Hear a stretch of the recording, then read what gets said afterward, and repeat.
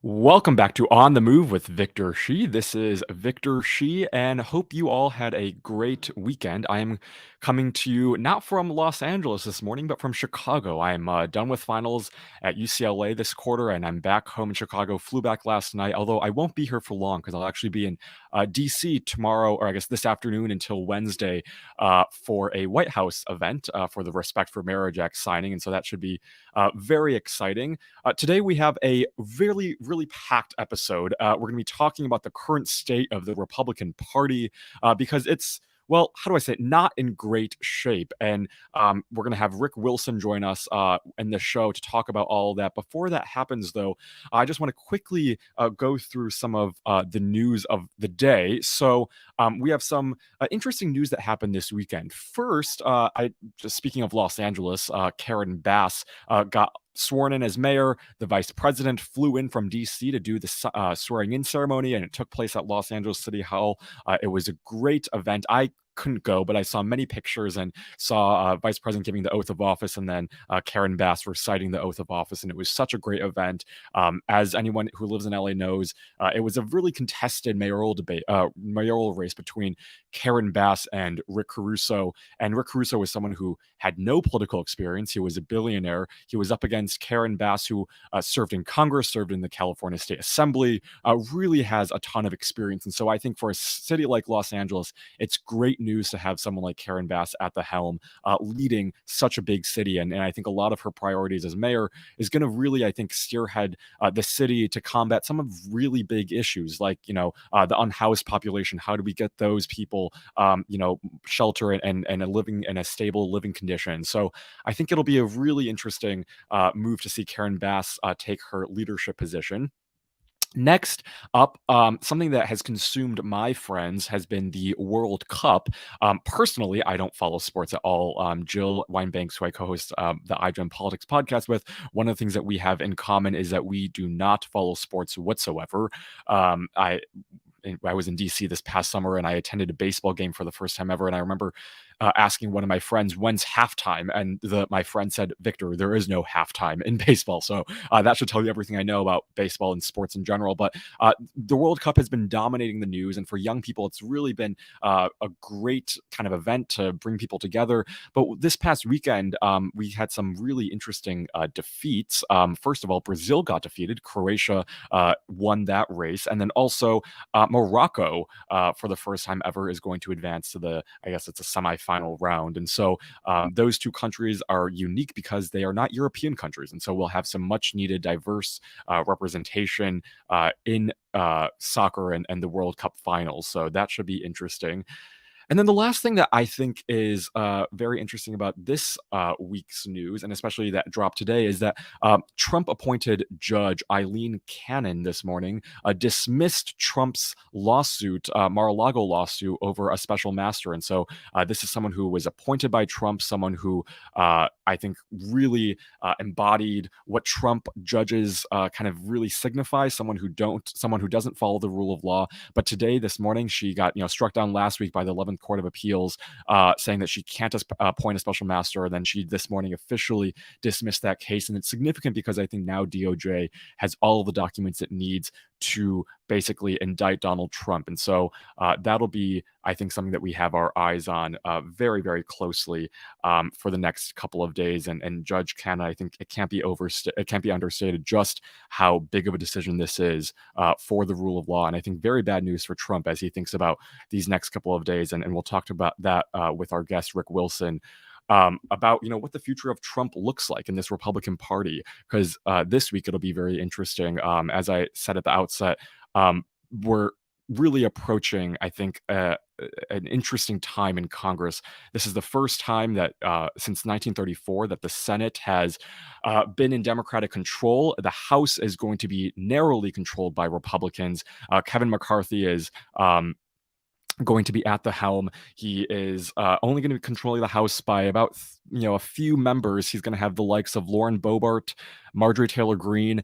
And, this is, remember, a House that Nancy Pelosi barely controlled. If Nancy Pelosi barely controlled it, you can just imagine how hard of a time, Kevin McCarthy is going to have controlling it. And so it's going to be, I think, an interesting time to see Republicans. And they've already put Lauren Boebert on the policy committee. Marjorie Taylor Greene is going to have committee assignments. And so if Kevin McCarthy thinks he can rein them in, I think he's in a rude awakening for these next couple of years. And so far, the Republican Party has offered no real policy incentive for young people. We've seen a lot of chatter about, inflation during the campaign trail, but still now Republicans have no plan to combat inflation. I think it's just indicative of this party that is so, I think, hell-bent on pleasing Trump. It's a cult of personality around him still, no matter Trump's call to terminate the Constitution, no matter his other rhetoric. It's becoming a really, really, I think, concerning sign. And I see we now have Rick Wilson with us. And so I'm going to pass it off to Rick Wilson. Thank you so much for joining us, Rick, and our audience. You've probably seen him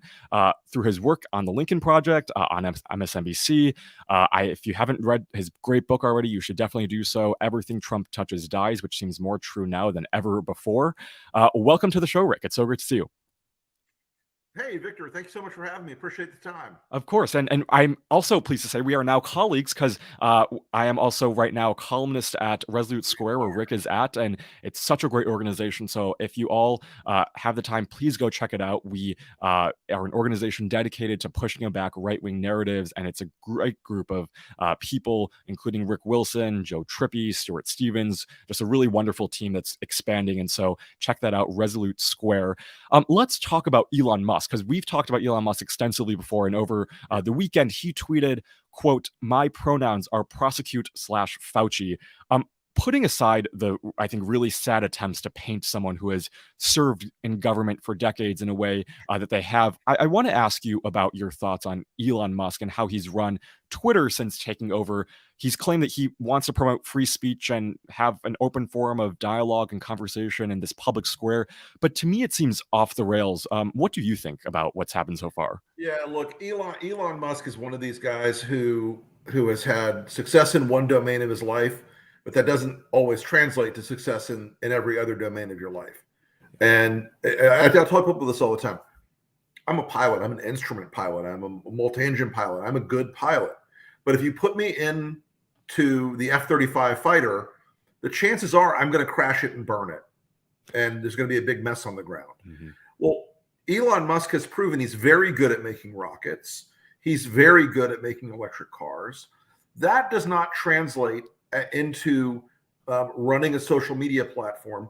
And the most fundamental reason it doesn't translate is that for all Elon's projection about the woke mind virus, Elon is now caught up in the MAGA hyper-nationalism, weird alt-right mind virus.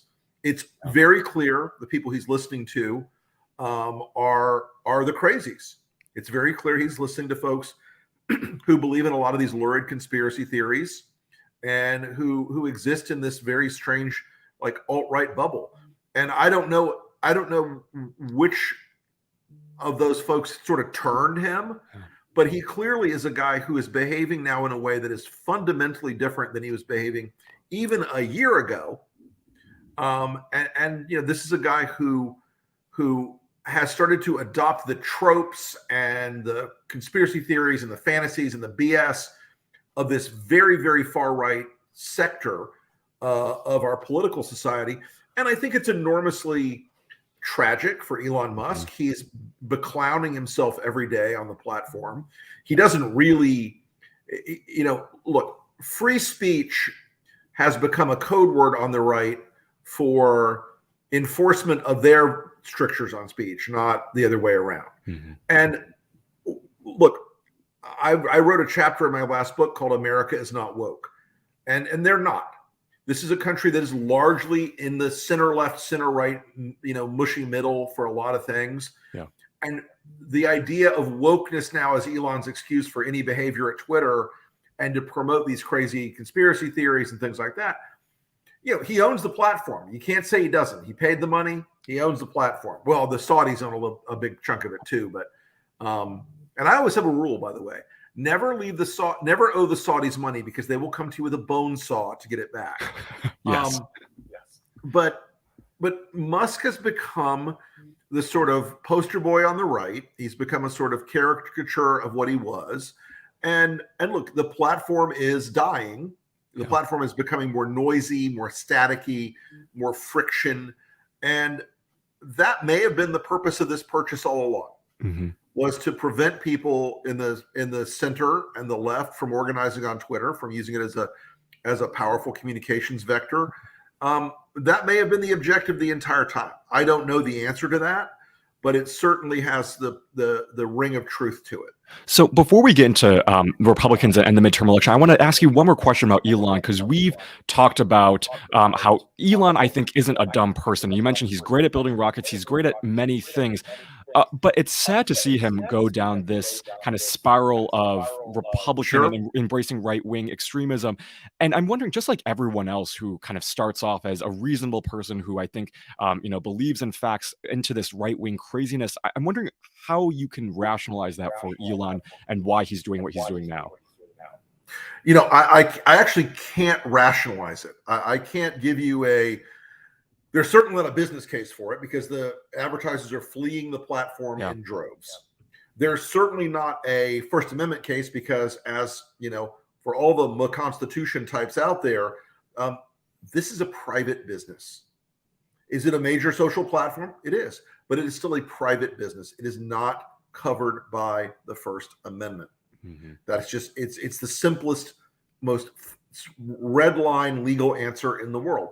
I can't make a political case for it, because what have we seen when we end up producing political monocultures in this country? They become less relevant. They become less effective. Look, no one is on Getter or Parler or Truth Social. Okay, no one's on those platforms, because ordinary people do not want to go on there and hear shit about Dr. Fauci conspiracy theories. And those things are filled with anti-Semitism, with racial hatred, with conspiracies, with revolting cruelty at every level. And so Twitter, for all of its imperfections, was a place where people could go and argue shit out. Not anymore.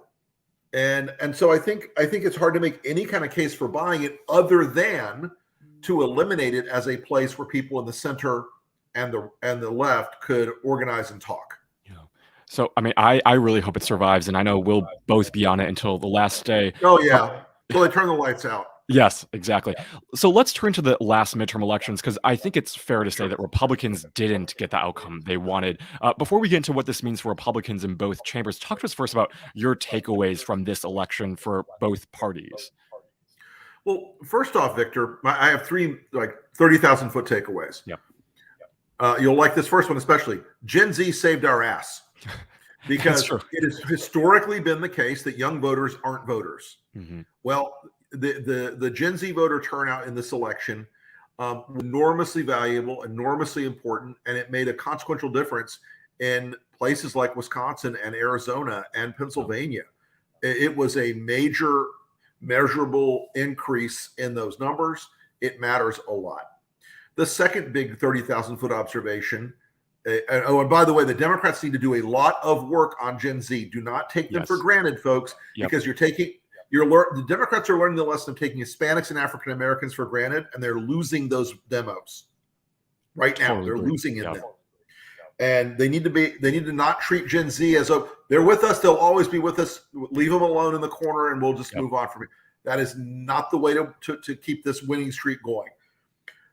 The second big lesson is that democracy was on the ballot, and it mattered, and people cared about it. In the beginning of 2021, I talked with a very smart Democratic strategist who said to me, it's all going to be about prescription drug costs.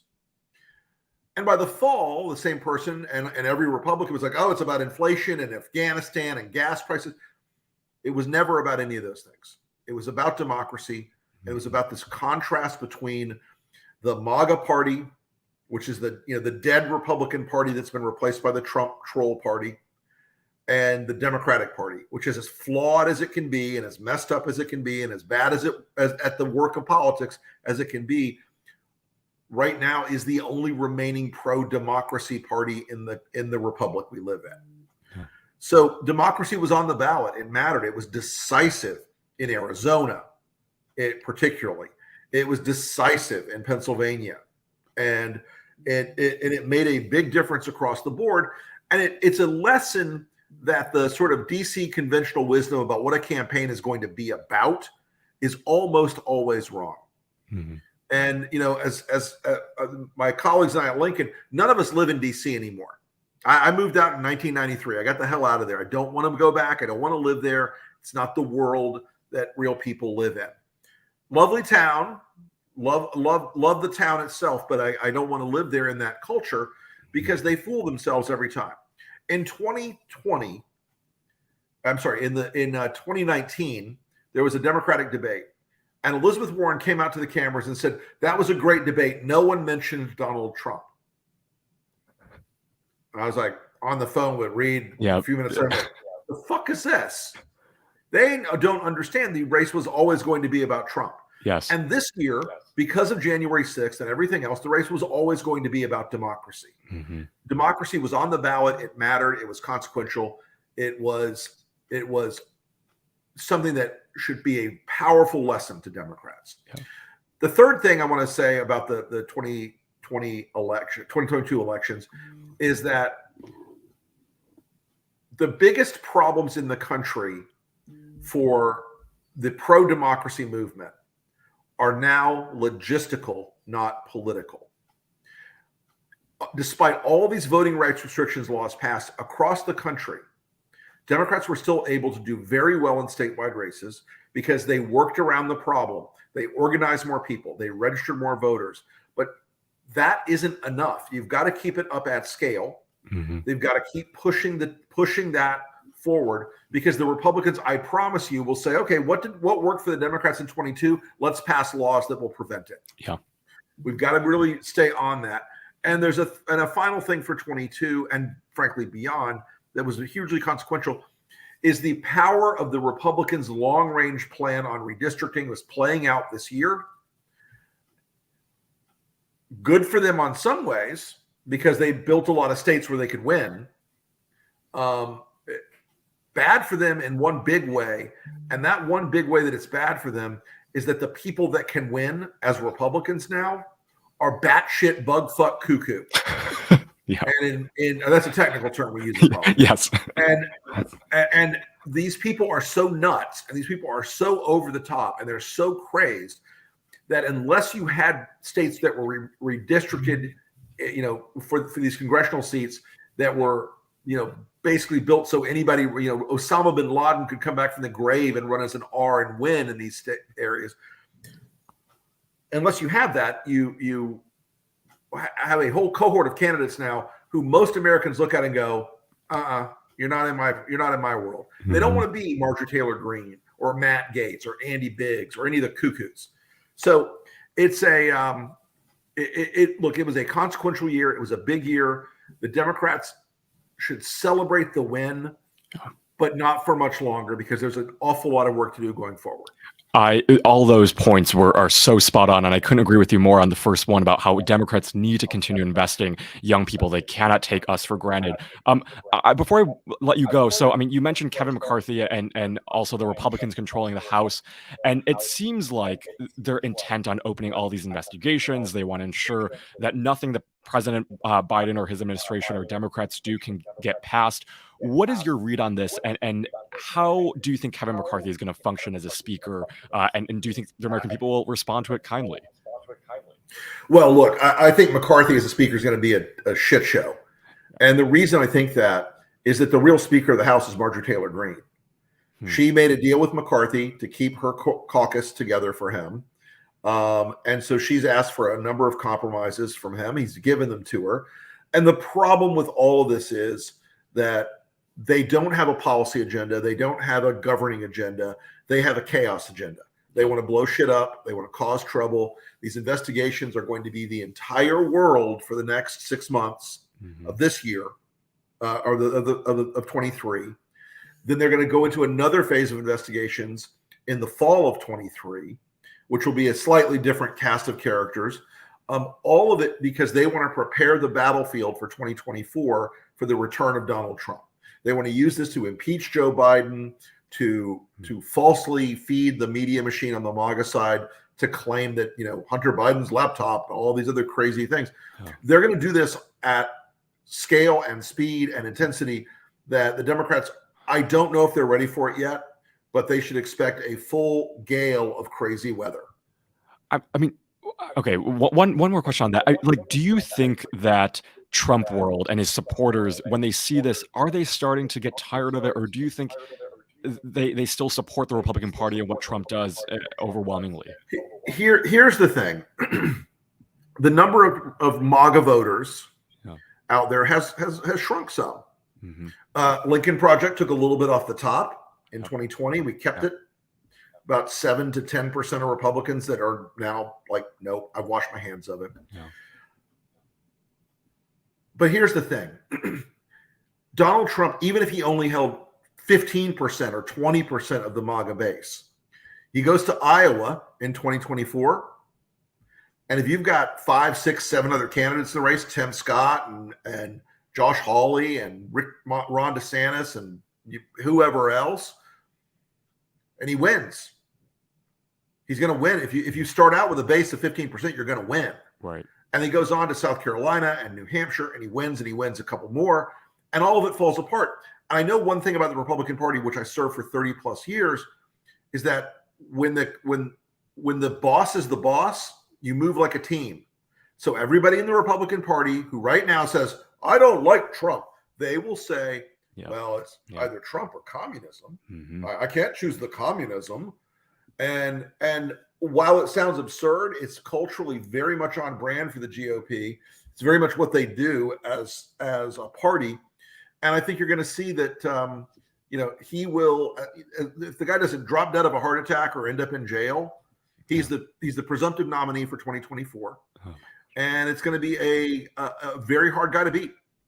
That is going to be a scary reality. And the thing about politics is that, after Georgia, I was like, we should get a day to rest, but it was 2024, the day after Georgia. And so we will all be keeping our eyes on what happens in 2024 and this Congress. Rick Wilson, where can we find more of you and tell us about Resolute Square in the last minutes we have? Sure. Resolute Square was formed by a bunch of folks who believe that the MAGA media enterprise is so big and so overwhelming that we need a strongly pro-democracy, anti-authoritarian platform out there. And we're attracting creators and writers and content producers like Victor to begin building out a crowdsourced and both in terms of content and financials, subscription service that's going to give people a place they can go and get inspired and educated and activated. And we're really excited about it. And it's a growing enterprise right now. My podcast, The Enemies List, is there. Joe Trippy's show is there. There'll be more podcasts coming to the platform very soon. And as for finding me on social media, I am on Twitter at @TheRickWilson, and I am on Post Social at @TheRickWilson, Post News, and I am on Instagram at @TheRickWilson. Those are my platforms. I'm not on the TikTok. Well, those are enough. Too damn old for TikTok.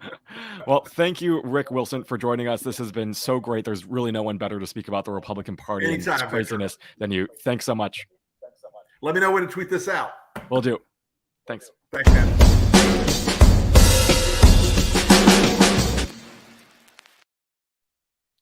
All right. Well, that was a great episode with Rick Wilson. Truly, there is no one better to speak about the Republican Party and all of its craziness than him. And so I hope you all learned a lot. We will be back tomorrow with another episode of On the Move right at 8 a.m. Pacific time, 11 a.m. Eastern time. I'll do a deep dive, so you don't want to miss that. And then this week, we have a packed lineup of guests. Wednesday, we'll have Congressman-elect Maxwell Frost, who's the first Gen Zer who's going to be in Congress. It's going to be a great episode talking about Gen Z and Congress representation. And then on Friday, we have, I know all of you have seen Glenn Kirshner. So Glenn Kirshner will join us to talk about the legal news of the week. And I know that it's not going to be a dull episode because we are already seeing Trump suffer from the consequences of Eileen Cannon and this legal system. So as he should. So that'll be a great episode. I hope you will join me tomorrow at 8 a.m. Pacific time, 11 a.m. Eastern time, right here on youtube.com/Politicon. And like this video, share it with your friends because we saw, and like Rick said, Gen Z really made a difference selection cycle. And the more we can include Gen Zers in the conversation, I think the better off democracy and this country will be. Thanks so much again, and I will see you tomorrow at 8 a.m. Pacific time, 11 a.m. Eastern time, right here.